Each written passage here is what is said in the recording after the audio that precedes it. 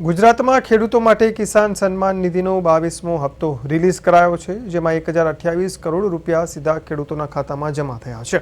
રાજ્યમાં પૂરતા પ્રમાણમાં પાણી ઉપલબ્ધ છે અને ટોયલેટ તથા પીવાના પાણીની વ્યવસ્થા સુનિશ્ચિત કરવામાં આવી છે। ગેસ પુરવઠા માટે કેન્દ્ર અને રાજ્ય દ્વારા ઠરાવ કરવામાં આવ્યો છે કે ઘરેલું ગેસ પૂરતો જથ્થો અને ભાવમાં કોઈ ફેરફાર નહીં થાય, તેમજ કોમર્શિયલ માટે પણ જથ્થો ઉપલબ્ધ રહેશે। भारतीय जनता पार्टी ની ભારતની સરકારે મધ્ય પૂર્વ સિવાયના દેશોમાં એટલે કે પશ્ચિમ આફ્રિકા અને યુએસએ થી મંગાવવાનું ચાલુ કરી દીધું છે। આગોતરું આયોજન અને પ્લાનિંગ એ કર્યું છે। કાર્ગો મારફતે આવવાનું શરૂ હવે ટૂંક સમયમાં થઈ જવાનું છે। રાજ્યમાં એલએનજી ની કમી ન રહે એટલા માટે થઈને ચીફ સેક્રેટરીના અધ્યક્ષપણે એક કમિટી રચવામાં આવી છે।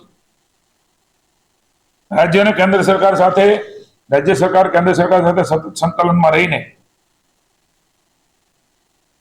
તકલીફ ન પડે ઘરેલું ગેસને અને એમાં પણ ભાવ નહીં વધારવાનો નિર્ણય